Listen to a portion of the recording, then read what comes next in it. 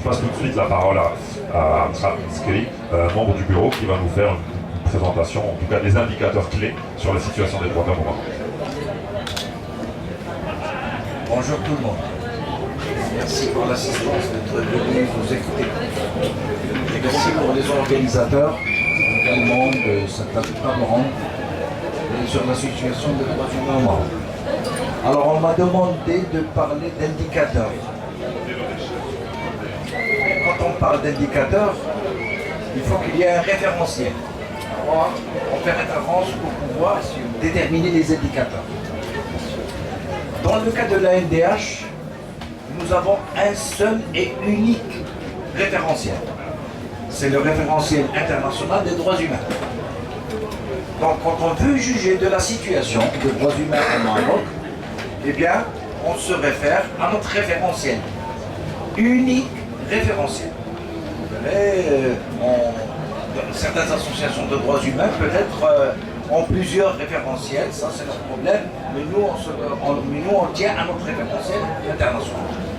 Compte tenu de ce référentiel, nous avons identifié 5 indicateurs pour nous, pour juger de la situation des droits humains au Maroc. Alors quels sont ces indicateurs? Premièrement, que l'État ratifie toutes les conventions et pactes internationaux sans aucune réserve. Ça, c'est le premier indicateur pour nous. Nous y reviendrons. 2. Que l'État harmonise toutes les lois nationales, y compris la Constitution, puisque la Constitution elle-même est une loi, avec le référentiel international. Troisième indicateur, que l'État s'abstienne de porter atteinte dans la pratique aux droits humains tels que reconnus universellement. 4. Que l'État mette en œuvre une politique économique en faveur des droits humains. Et enfin, que l'État mette fin à l'impunité. Alors reprenons un petit peu point par point. Reprenons point par point. D'abord, que l'État ratifie les pactes et les conventions. En fait, je ne vais pas détailler, mais je vais me contenter de dire que chaque fois que l'État marocain signe un pacte ou une convention, c'est avec des réserves. C'est-à-dire, oui, mais, oui, mais. Alors les réserves, je ne citerai pas toutes les réserves de l'État marocain, je me contenterai des réserves par exemple concernant la CEDAW, c'est-à-dire la convention contre toutes les formes de discrimination à l'égard des femmes. Eh bien, jusqu'à présent, l'État marocain ne reconnaît pas la convention et met des réserves vis-à-vis de cette convention parce qu'elle pose le problème de l'égalité entre l'homme et la femme, et cette égalité jusqu'à présent, elle n'est pas reconnue. Elle n'est pas reconnue, notamment, vous le savez tous peut-être, qu'en matière d'héritage par exemple, la femme hérite la moitié de ce que peut hériter un homme. L'homme peut épouser 4 femmes, la femme ne peut pas épouser 4 hommes. Il y a donc discrimination. Alors soit que tout le monde épouse tout, ou alors là, que chacun se contente d'une seule personne. D'autres formes de discrimination vis-à-vis de la femme, et ça pose énormément de problèmes. Donc l'État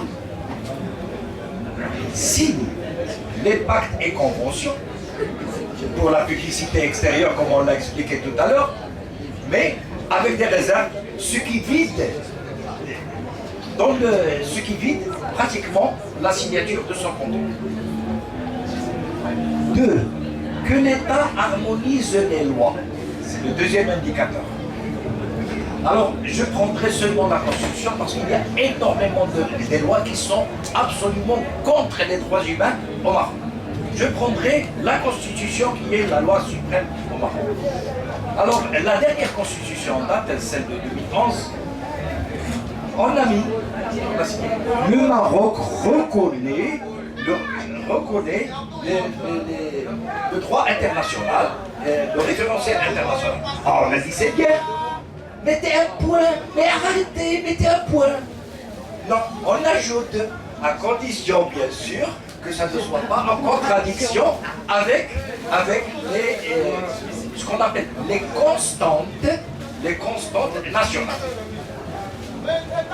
Mais alors, vous ne reconnaissez pas. Si vous dites que oui pour le référentiel, mais à condition qu'il ne soit pas en contradiction, là, ça nous pose énormément de problèmes. Ça veut dire tout simplement que l'État marocain ne reconnaît pas le référentiel international. Alors, ceci a entraîné le fait concernant cette réserve que l'État a 3 constantes, comme on l'a expliqué tout à l'heure. Alors, quelles sont ces constantes? Dieu, entendant par Dieu la religion, mais là aussi ça nous pose un problème, un gros problème. Encore faut-il parler quelle religion? Alors on précise que c'est la religion sunnite, mais quel type de religion sunnite? Là aussi ça nous pose des problèmes. Et donc l'État estime qu'il ne faut pas que le référentiel international prime sur tout ce qui est religion. Ça c'est le premier problème. Deuxième constante, la deuxième constante, c'est le roi. C'est-à-dire que la personne du roi est au-dessus de toutes les lois, qu'elle est pratiquement sacrée, et par conséquent, même si c'est un monarque qui règne, comme on dit, et gouverne, il est au-dessus de toutes les lois. Et quand il y a quelqu'un, une seule personne à l'intérieur d'un État, qui est au-dessus de toutes les lois, eh bien, croyez-moi, il y a toute une floraison de personnes qui deviennent au-dessus des lois. Et le cercle s'agrandit en fonction de la polarisation. Troisième constante, c'est la patrie. La patrie, comme on l'a expliqué tout à l'heure, en fait, quand on dit la patrie, c'est le problème du Sahara. Le problème du Sahara est sacré, il faut en parler, le Sahara est marocain, c'est ce qu'on nous cesse de rabâcher au Maroc. Mais quand on va à l'extérieur, on dit « Ah, nous, on est pour régler le problème du Sahara conformément au statut international. » Mais dans la pratique, on refuse tout discours concernant le Sahara et concernant la situation qui est prévue. Et toutes les voix sont réprimées automatiquement lorsqu'il s'agit du problème du Sahara. Alors là, il faut ajouter que malheureusement, ce n'est pas uniquement l'État en place, il y a des partis politiques également qui contribuent à cette situation. Troisième indicateur, que l'État s'abstienne de porter atteinte dans la pratique. Alors là, la pratique entre la théorie et la pratique, et bien là, il y a un gouffre énorme. Alors dans la pratique, eh ben, c'est ça. Tout le monde est réprimé. Chaque fois qu'il y a atteinte, entre guillemets, aux constantes, eh bien tout le monde est réprimé. C'est la répression, elle est systématique.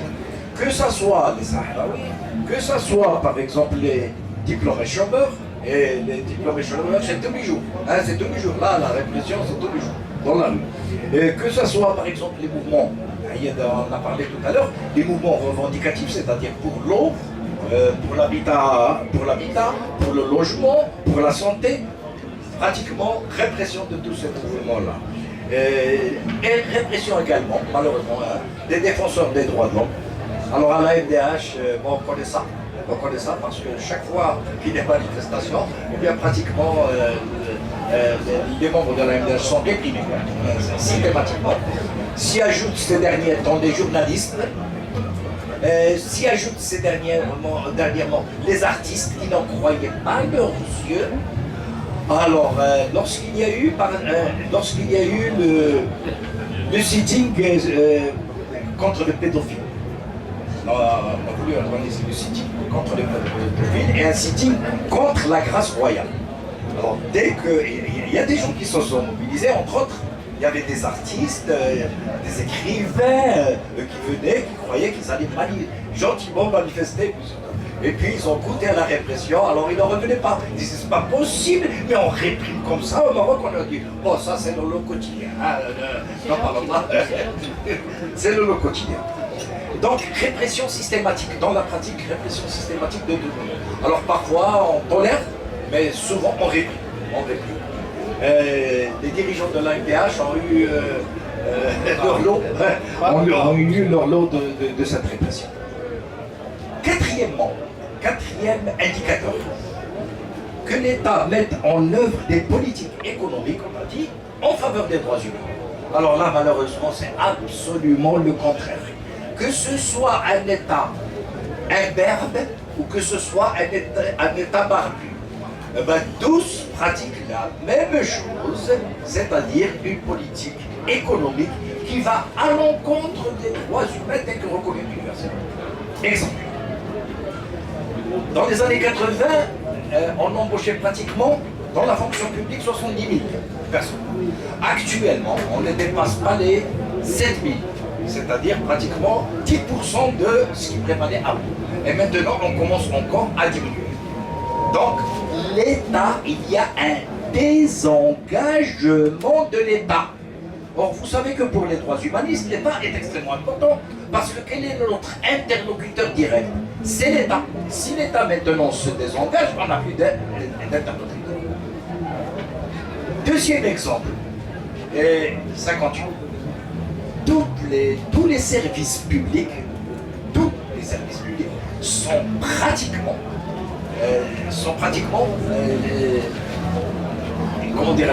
pratiquement détruits. Il y a une destruction systématique. Mais il se fait de manière intelligente. Ce qu'on peut appeler une destruction larvée. En quoi est-elle larvée cette destruction? Eh bien, par exemple, au niveau de l'enseignement, on valorise l'enseignement privé. On dit, ah, il y a de bons professeurs, ils ont une bonne infrastructure. Et on dévalorise l'enseignement public. Ce qui a pour don de faire fuir les élèves de l'enseignement public vers l'enseignement privé. Avant de venir, on est en train de parler de la suppression de la caisse de compensation.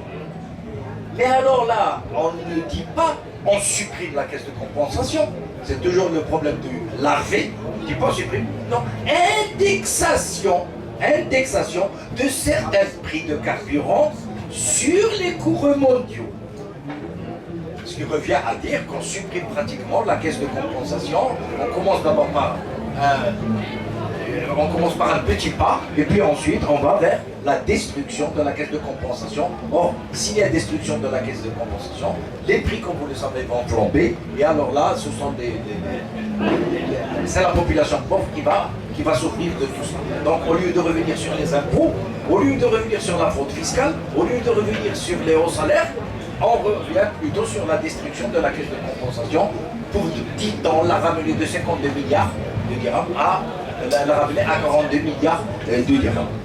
Donc, du point de vue économique, et là les barbus ont bien travaillé, ils ont appliqué, ce sont de très bons élèves, ils ont appliqué pratiquement tout ce qui est, toutes les recommandations du Fonds monétaire international, ils se sont bien intégrés dans la mondialisation libérale, très bien intégrés, aucun problème. Et c'est pour ça que nous ne faisons pas de distinction entre ce que peut faire l'État et ce que peut faire, par exemple, le gouvernement des barbus. Les deux types de gouvernement vont dans le même sens du point de vue économique. Peut-être qu'ils ont de petites divergences par-ci par-là, mais tous les deux vont vers la destruction systématique des services publics. Et ça, c'est extrêmement grave pour les droits humanistes. Parce que dès qu'il y a destruction des services publics, les gens protestent. Alors, à cause ils protestent parce que leurs droits économiques, sociaux et culturels sont bafoués, mais dès qu'ils protestent, répression. C'est les droits civils et politiques qui renaissent. Tout est relié pour nous et on s'achemine vers cette situation qui est extrêmement grave. Dernier critère, et j'en terminerai avec ce critère-là pour ne pas vous ennuyer, on pourrait discuter ensuite par la suite, c'est mettre fin à l'impunité. Alors, quand on avait parlé au départ d'un nouveau Maroc, un Maroc moderne, où on va maintenant respecter les droits humains, etc., on a dit, écoutez, parmi les indicateurs, c'est que les gens qui ont commis des violations graves des droits humains au Maroc soient écartés, soit arrêtés, soit jugés. Normalement, ils doivent être arrêtés, jugés, et ils doivent indemniser les victimes. C'est la logique. Qu'est-ce qu'on constate? Jusqu'à présent, les anciens tortionnaires sont encore au pouvoir. Jusqu'à présent. Ce qui signifie qu'il n'y a pas d'impunité, qu'on n'a pas lutté contre l'impunité. Or, quand on ne lutte pas contre l'impunité, eh bien l'impunité se reproduit. C'est ce qui est en train de se passer actuellement au Maroc. L'impunité continue encore à se reproduire. Merci de m'avoir écouté.